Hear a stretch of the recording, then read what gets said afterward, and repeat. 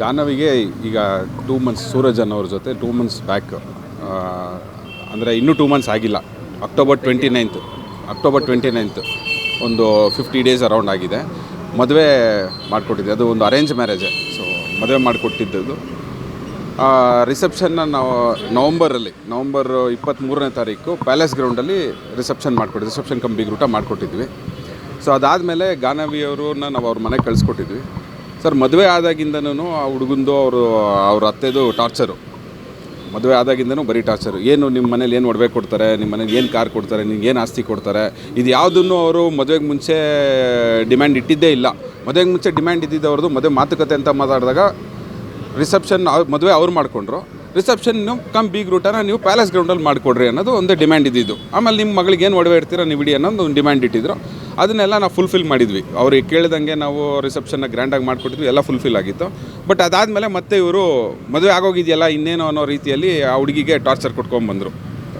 ಏನು ನಿನ್ನ ಮನೇಲಿ ಏನು ಎಷ್ಟೆಷ್ಟು ಒಡವೆ ತರ್ತೀಯ ನೀನೀಗ, ಈಗ ಮದುವೆ ಆಗಿದೆಯಲ್ಲ ಒಡವೆಗಳೆಲ್ಲ ತೊಗೊಂಬಂದ್ಬಿಡು, ಯಾವ್ದಾದ್ರು ಕೊಡ್ತಾರೆ, ನಿಮ್ಮ ಮನೇಲಿ ನಿನ್ನ ಹೆಸ್ರಿಗೆ ಏನೇನು ಆಸ್ತಿ ಬರುತ್ತೆ, ನೀನು ಏನು ನನಗೆ ಇನೋವಾ ಕಾರ್ ಬೇಕು, ನಿಮ್ಮ ಮನೇಲಿರೋ ಇನೋವಾ ಕಾರ್ ನಮಗೆ ತೊಗೊಂಬ, ಯಾವಾಗ ಕೊಡ್ತಾರೆ, ಈ ಥರ ಫುಲ್ಲು ಚಿತ್ರಹಿಂಸೆ ಕೊಟ್ಬಿಟ್ರು ಸರ್ ಅವಳಿಗೆ.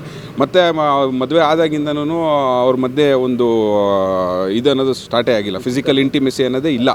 ಇವಳು ಯಾವಾಗ ಏನೇ ಮನೇಲಿ ಸಹಜವಾಗಿ ದೊಡ್ಡವ್ರು ಕೇಳ್ತಾರೆ ಸಂಪರ್ಕ ಇಲ್ಲದೆ ಕಾರಣ ಏನು ಅಂತ.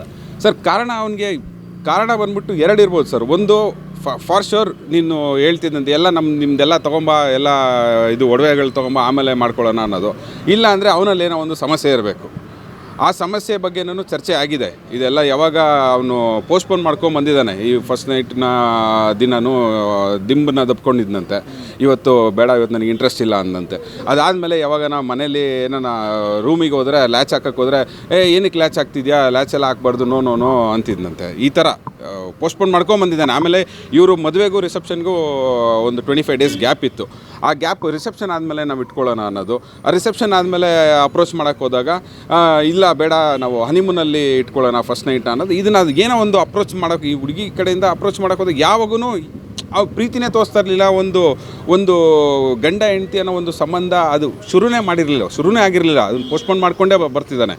ಸೊ ಏನು ಇರ್ಬೋದು, ಎಲ್ಲ ಒಂದು ಸಮಸ್ಯೆ ಇರ್ಬೋದು. ಇಲ್ಲಾಂದರೆ ಅವನು ಇವಳ ಮೇಲೆ ಒಂದು ಮೆಂಟಲಿ ಸ್ಟ್ರೆಸ್ ಹಾಕಿ ನೀನು ಒಡವೆ ತೊಗೊಂಬ, ಇದನ್ನು ತೊಗೊಂಬ, ಅದಾದಮೇಲೆ ನೋಡ್ಕೊಳ್ಳೋಣ ಅಂತ ಇರ್ಬೋದು. ಸೊ ಇದು ರೀಸನ್ ಇರ್ಬೋದು ಸರ್. S, okay. ಒಟ್ಟಾರೆಯಾಗಿ ಈಗ ಒಂದು ಅರೇಂಜ್ ಮ್ಯಾರೇಜು ಮಾಡಿಕೊಂಡು ಈ ರೀತಿಯಾದಂತಹ ಘಟನೆ ಆಗಿದೆ. ಒಂದು ರೀತಿಯಾಗಿ ಎಲ್ಲೋ ಒಂದು ಕಡೆ ಗೋಮುಖ ವ್ಯಾಘ್ರ ಅಥವಾ ಮುಖೋಡದ ಬದುಕನ್ನು ಬದುಕಿದ್ರು ಅನ್ನುವಂಥ ಒಂದಷ್ಟು ಮಾತುಗಳು ಕಾಡ್ತಾಯಿದ್ರು. ಏನು ಹೇಳ್ತೀರಿ ಕೊನೆಯದಾಗಿ? Sir, 100% sir. ಇದು ಅವ್ನು ನೋಡಿದಾಗ ಮಾತ್ರ ಎಲ್ಲರೂ, ಯಾರೇ ಹುಡುಗ ನಾವೆಲ್ಲ ನೋಡಿದಾಗ, ನಾವೆಲ್ಲ ಮಾತಾಡ್ದಂಗೆ ಯಾರಿಗೂ ಏನೂ ಗೊತ್ತಾಗ್ತಾ ಇರಲಿಲ್ಲ. ಆದರೆ ಅವ್ನ ಹಿಂದೆನೇ ಬೇರೆ, ಅವರು ನಮ್ಮ ಹುಡುಗಿ ಹತ್ರ ತೋರಿಸಿರೋ ಮುಖವಾಡನೇ ಬೇರೆ. 100% ಇದು ಒಂದು ಗೋಮುಖ ವ್ಯಾಘ್ರ ಥರ ಸರ್ ಅವನು.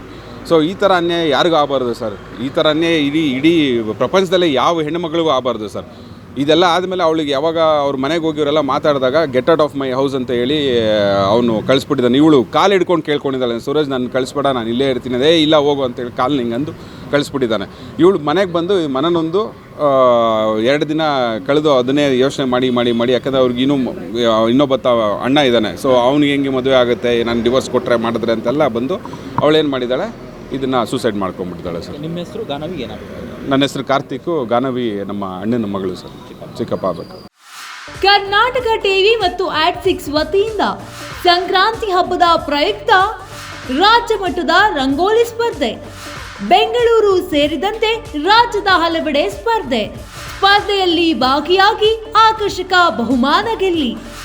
ಹೆಸರು ನೋಂದಾಯಿಸಲು ಕರೆ ಮಾಡಿ 9113549531. ತಾಲೂಕು, ಜಿಲ್ಲಾ ಮಟ್ಟ ಹಾಗೂ ಬೆಂಗಳೂರಿನಲ್ಲಿ ಏರಿಯಾವಾರು ಸಂಕ್ರಾಂತಿ ರಂಗೋಲಿ ಸ್ಪರ್ಧೆ. ಅರ್ಹತಾ ಸುತ್ತಿನಿಂದ ಗ್ರ್ಯಾಂಡ್ ಫಿನಾಲೆ ತನಕ ಪ್ರತಿ ಹಂತದಲ್ಲೂ ನಗದು ಬಹುಮಾನ.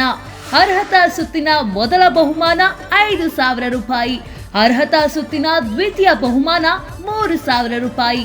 ಅರ್ಹತಾ ಸುತ್ತಿನ ತೃತೀಯ ಬಹುಮಾನ 2,000 ರೂಪಾಯಿ. ಫಿನಾಲೆಯ ಮೊದಲ ಬಹುಮಾನ 30,000 ರೂಪಾಯಿ.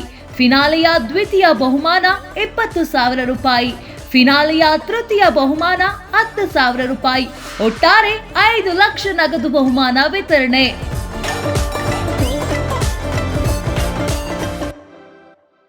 Sponsor Saptagiri university. Associate sponsor Jeeni slim. Jeeni ಮನೆಯಲ್ಲಿದ್ದರೆ ನೀವು ಸ್ಲಿಮ್ ಆಗೋದು guarantee. Co sponsors Nandana palace, legendary Andhra restaurant chain, KMF Nandini, ನಮ್ಮ ಹೆಮ್ಮೆ, KSDL ಮೈಸೂರು ಸ್ಯಾಂಡಲ್ 100% ಶುದ್ಧ ಶ್ರೀಗಂಧದ ಎಣ್ಣೆಯಿಂದ ತಯಾರಿಸಿದ ಏಕೈಕ ಸಾಬೂನು. ಶ್ರೀ ಸಾಯಿ ಗೋಲ್ಡ್ ಪ್ಯಾಲೇಸ್, ನಿಮ್ಮ ವಿಶೇಷ ಸಂದರ್ಭಗಳ ಸಂಗಾತಿ. ಯಾರಾಗ್ತಾರೆ ಎಂಎಲ್ಎ ಅಭ್ಯರ್ಥಿ 2028 ಶೀಘ್ರದಲ್ಲೇ. ಪ್ರತಿದಿನ ಒಂದೊಂದು ಕ್ಷೇತ್ರದ ಟಿಕೆಟ್ ಆಕಾಂಕ್ಷಿಗಳ ಸಂಪೂರ್ಣ ಮಾಹಿತಿ ಪೊಲಿಟಿಕಲ್ ಜರ್ನಲಿಸ್ಟ್ KM ಶಿವಕುಮಾರ್ ಅವರಿಂದ. ಕರ್ನಾಟಕದ ನಂಬರ್ 1 ಡಿಜಿಟಲ್ ಮೀಡಿಯಾ ನಿಮ್ಮ ನೆಚ್ಚಿನ ಕರ್ನಾಟಕ ಟಿವಿಯಲ್ಲಿ ಮಾತ್ರ.